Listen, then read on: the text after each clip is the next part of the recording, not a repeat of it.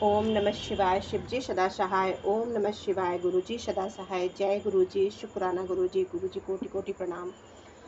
सभी संगत को जय गुरुजी। रक्षाबंधन की बहुत बहुत सभी संगत परिवार को गुरुपा रक्षाबंधन की बहुत बहुत शुभकामनाएं। संगत जी, बहुत प्यारा रक्षाबंधन गुरुपा ने मनाया। गुरुपा खुद भी आए और इतनी प्यारी ब्लेसिंग दी। संगत जी, गुरुपा की इतनी प्यारी खुशबू आई कि अनंती कोटि शुक्राना। अनंत कोटि शुक्राना, इसके लिए शब्द नहीं है मेरे पास कि गुरुपा की इतनी प्यारी मुझे ब्लेसिंग मिली।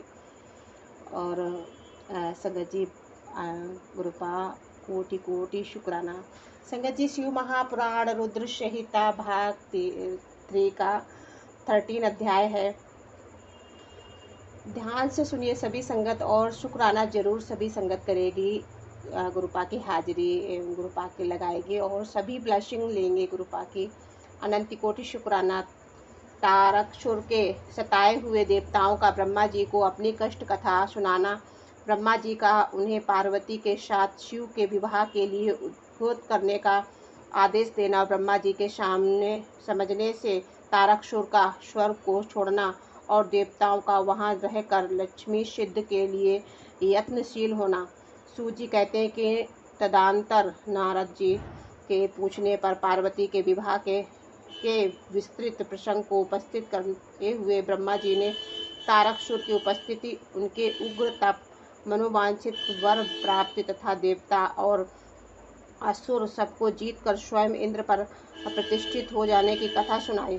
तत्पश्चात ब्रह्मा जी ने कहा कि तारकासुर दो तीनों लोगों को अपने वश में करके जब स्वयं इंद्र हो गए, तब उनके सामने दूसरा कोई शासक नहीं रह गया। वह जितेंद्रिय असुर त्रिभुवन का एकमात्र स्वामी होकर अद्भुत ढंग से राज्य का संचालन करने लगा। उसने समस्त देवताओं को निकालकर उनकी जगह दैत्यों को स्थापित कर दिया और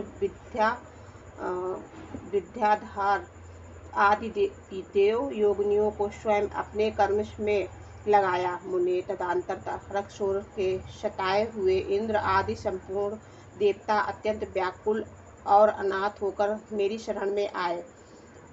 उन सब ने मुझ प्रजापति को प्रणाम करके बड़ी भक्ति से मेरा स्तवन किया और अपने दारुण दुख की बातें बताकर, प्रभु आप ही हमारी गति हैं, आप ही हमें कर्तव्य का उपदेश देने वाले हैं, आप ही हमारे दाता और उद्धारक हैं। हम सब देवता तारकासुर नामक अग्नि में जलकर अत्यंत व्याकुल हो रहे हैं। जैसे सननिपात रोग में प्रबल औषधि से भी निर्मल हो जाती है, उसी प्रकार उस असुर ने हमारी सभी क्रूर उपायों को बलहीन बना दिया है। भगवान विष्णु के सुदर्शन चक्र पर ही हमारी विजय की आशा अवलंबित रहती है, परंतु वह भी आपके कंठ पर कुंठित हो गया है।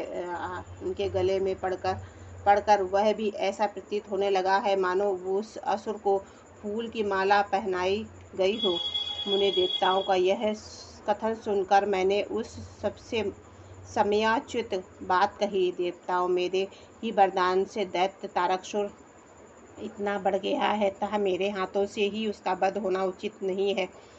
जो जिससे पल भर बढ़ा हो, उसका उसी के द्वारा वध होना योग न कार्य सिद्ध नहीं है। विष के वृक्ष को भी यदि स्वयं खींच कर बड़ा किया गया हो, तो उससे स्वयं काटना अनुचित माना गया है।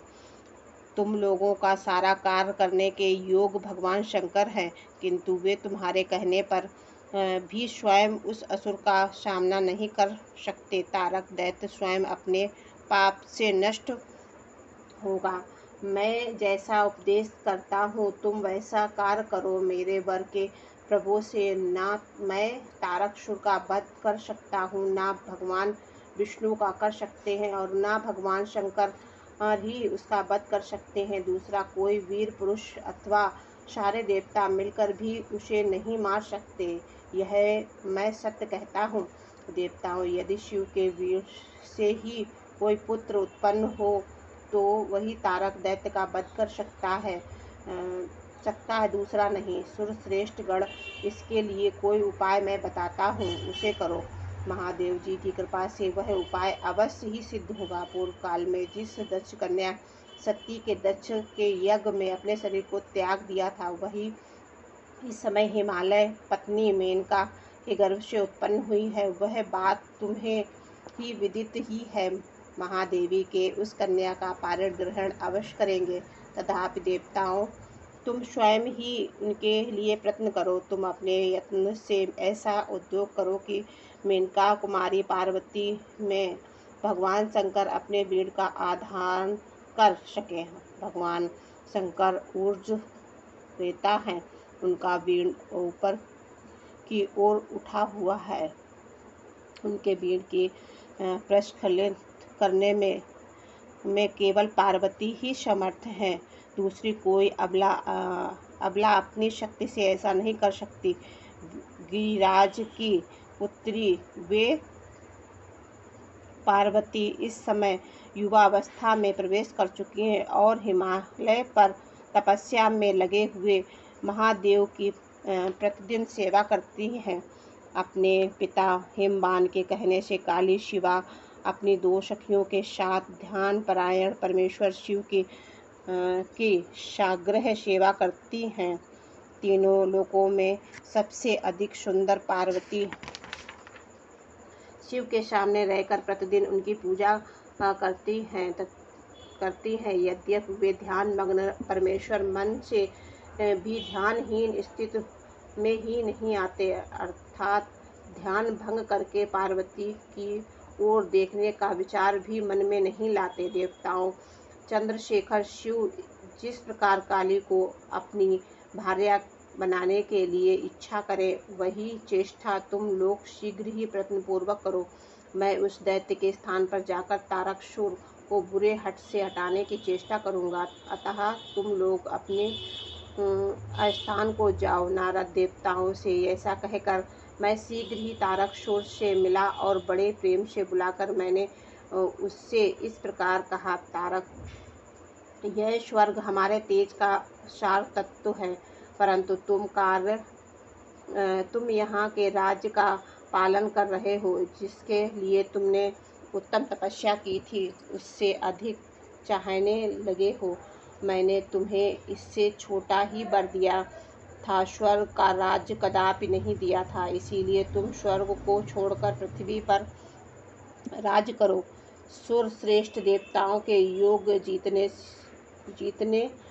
भी कार्य हैं, वे सब तुम्हें वही सुलभ होंगे, इसमें अन्यथा विचार करने की आवश्यकता नहीं है। ऐसा कहकर उस असुर को समझाने के बाद भी शिवा और शिव का स्मरण करके वहां से अदृश्य हो गया। तारकासुर भी स्वर्ग को छोड़कर पृथ्वी पर आ गया और शोणितपुर में रहकर वह राज करने लगा। फिर सब देवता भी मेरी बात सुनकर मुझे प्रणाम करके इंद्र के समान प्रसन्नता पूर्वक बड़ी सावधानी के साथ इंद्रलोक में गए। वहां जाकर परस्पर मिलकर आपस में सलाह करके वे सब देवता इंद्र से प्रेम पूर्वक बोले, भगवान शिव की शिवा में जैसे काम मूलक रुचि हो, वैसा ब्रह्मा जी का बताया हुआ सारा प्रयत्न आपको करना चाहिए। इस प्रकार देवराज इंद्र ने संपूर्ण वृत्तांत निवेदन करके वे देवता प्रसन्नता पूर्वक सब और अपने अपने स्थान पर चले गए। जय गुरु जी, शुक्राना गुरु जी, अनंत कोटि शुक्राना।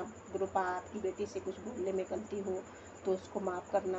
सभी करती हुई उत्तम भक्तिभाव से उनकी सेवा में लगी रही। ध्यान परायण भगवान हर शुद्ध भाव से वहां रहती हुई काली को नित्य देखते थे, फिर भी पूर्व चिंता को भूलकर उन्हें देखते हुए भी नहीं देखते थे। इसी बीच इंद्र आदि देवताओं तथा मुनियों ब्रह्मा जी की आज्ञा से कामदेव को वहां आदरपूर्वक भेजा। वे काम से प्रेरणा से काली का रुद्र के साथ संयोग कराना चाहते थे। उनके ऐसा करने के कारण यह था कि महापराक्रमी तारकासुर से वे बहुत पीड़ित थे। शंकर जी से किसी महान बलवान पुत्र की उत्पत्ति चाहते थे। कामदेव ने वहां पहुंचकर अपने सब उपायों का प्रयोग किया, परंतु महादेव के मन में तनिक भी क्षोभ नहीं हुआ। उल्टे उन्होंने कामदेव को जलाकर भस्म कर दिया। मुने तब सती पार्वती कि गर्भ रहित हो, उनकी आज्ञा से बहुत बड़ी तपस्या करके शिव को पति रूप में प्राप्त किया। फिर वे पार्वती और परमेश्वर परस्पर अत्यंत प्रेम और प्रसन्नता पूर्वक रहने लगे। उन दोनों ने परोपकार में तत्पर रहकर देवताओं का महान कार्य सिद्ध किया। जय गुरु जी। शुक्राना गुरु जी। गुरु पिता, आपकी बेटी से यदि बोलने में कुछ गलती हो तो उसको माफ़ करना। सभी संगत से यदि आपकी बेटी से गलती हो तो उसको माफ़ करना। जय गुरु जी। शुक्राना गुरु जी। गुरु जी सभी संगत पर अनंत ब्लेसिंग बनाए रखें। शुक्राना गुरु पिता। शुक्राना शुक्राना शुक्राना।